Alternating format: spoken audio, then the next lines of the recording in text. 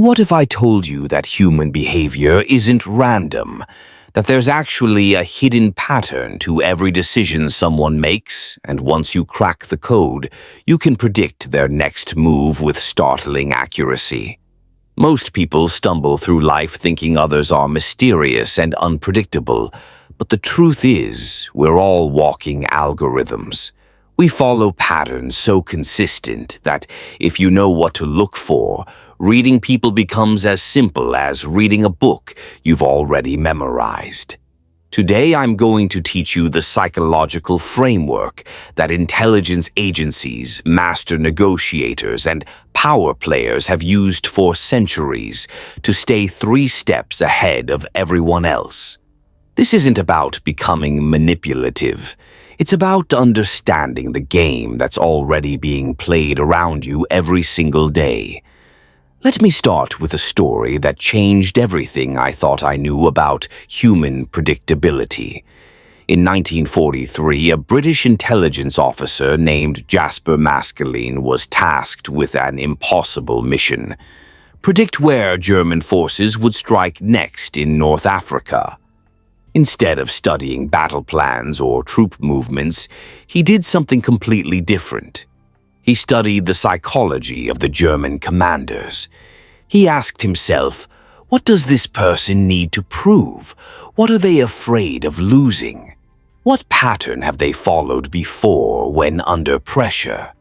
Within weeks, Maskelyne had mapped out the decision-making patterns of 3 different German generals so accurately that he could predict their strategic moves days in advance. He didn't have supernatural powers. He had something far more powerful.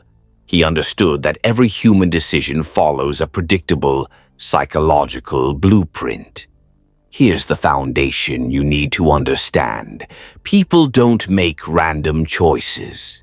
Every decision someone makes is based on 3 core drivers that never change: their fears, their desires, and their ego's need to stay consistent with their self-image.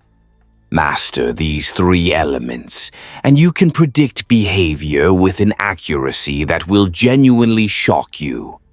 Let's start with fears, because this is where most people get it completely wrong. You might think you need to identify what someone is afraid of, but that's surface-level thinking. What you really need to identify is what they're afraid of losing. There's a massive psychological difference between these 2 things.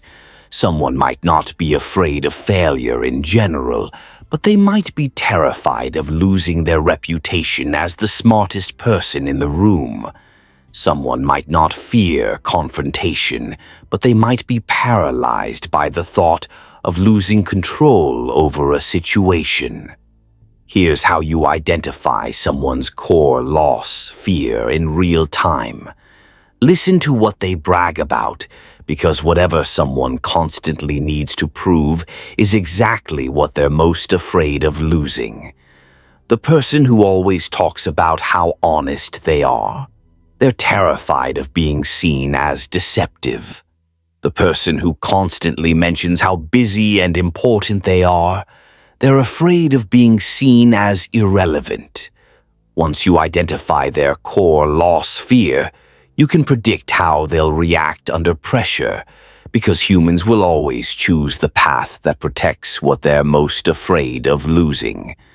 Now let's talk about desires, but again, we're going deeper than surface wants. Everyone has what I call a primary psychological currency, the one thing that, when they get it, makes them feel most alive and validated. For some people, it's admiration. For others, it's control. Some people's primary currency is being needed. Others crave being seen as unique or special. The fascinating thing is, once you identify someone's primary psychological currency, you can predict not just what they'll choose, but how they'll justify any choice to themselves. Here's a real-world example. I once knew a business executive who seemed unpredictable, sometimes ruthlessly competitive, sometimes surprisingly collaborative. Everyone thought he was inconsistent until I realized his primary psychological currency was being seen as the strategic mastermind. Once I understood this, his behavior became completely predictable. When collaboration made him look strategic, he collaborated. When competition made him look strategic, he competed. He wasn't inconsistent. He was following a perfect pattern based on his psychological currency. The third element is ego consistency, and this might be the most powerful predictor of all. Every person has a story about who they are, their identity narrative. And here's the key. People will go to extraordinary lengths to make their actions consistent with their self-story, even when it's objectively harmful to them.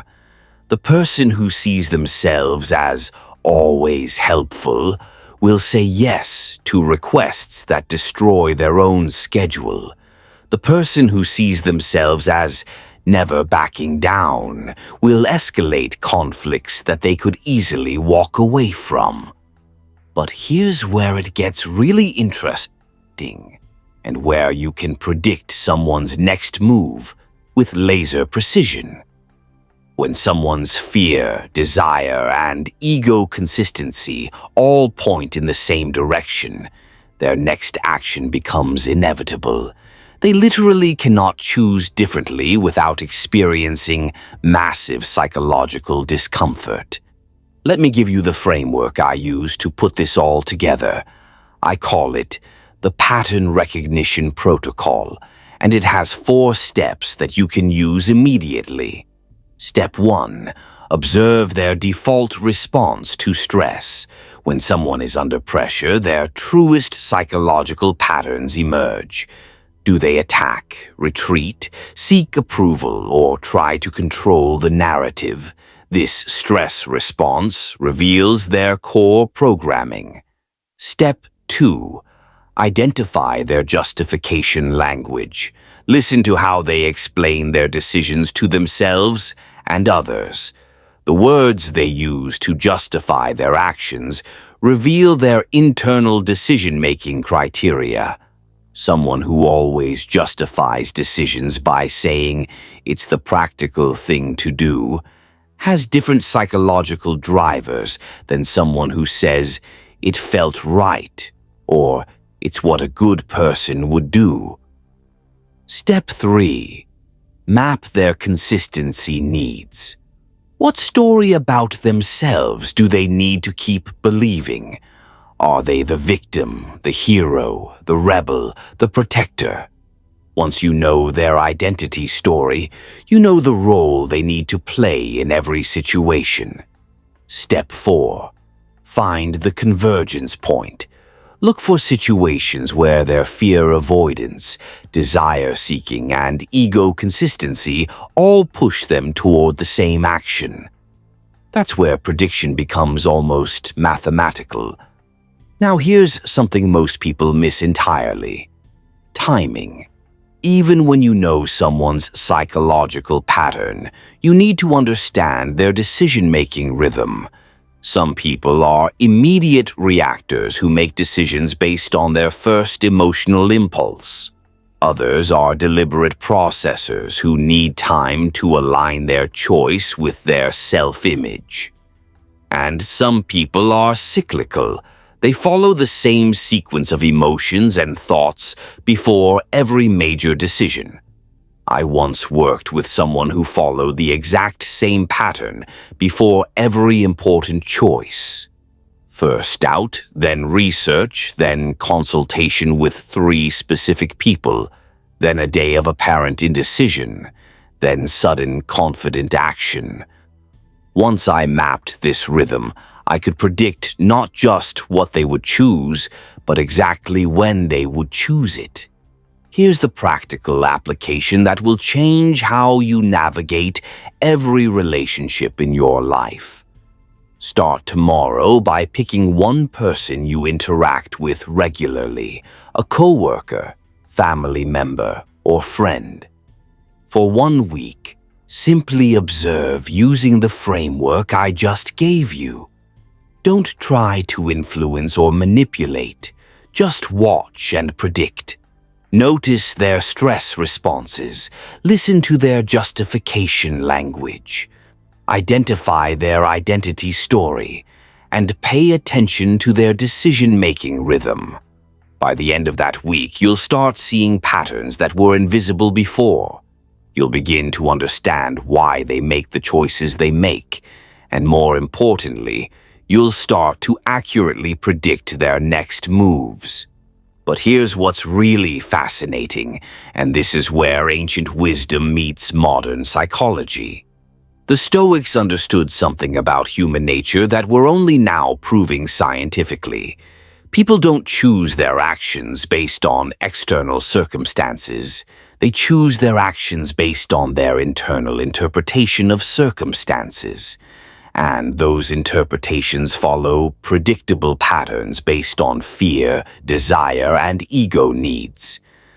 Marcus Aurelius wrote, "You have power over your mind, not outside events. Realize this, and you will find strength." But he could have added, once you understand that others also interpret events through their psychological patterns, you gain the ability to predict their responses. The real power in understanding these patterns isn't in manipulating others. It's in 3 things. First, you stop taking other people's actions personally because you understand they're usually just following their psychological programming. Second, you become much better at positioning your ideas and requests in ways that align with their natural patterns instead of fighting against them. And third, you develop genuine empathy because you start to see the fears and needs driving behavior that might have seemed cruel or senseless before. This is the difference between those who stumble through social situations confused and frustrated, and those who move through the world with quiet confidence, always seeming to know exactly what's coming next. They're not psychic. They're just paying attention to patterns that were always there. The universe operates on patterns, and so do people. Once you learn to see those patterns, once you understand the psychological algorithms that drive human behavior, you don't just predict what someone will do next. You understand why they have to do it. And that understanding becomes one of the most powerful tools you can possess in a world where everything important happens between people. The question isn't whether people are predictable, they absolutely are. The question is whether you're going to learn to read the patterns or keep pretending that human behavior is some unsolvable mystery. The choice, as always, is yours.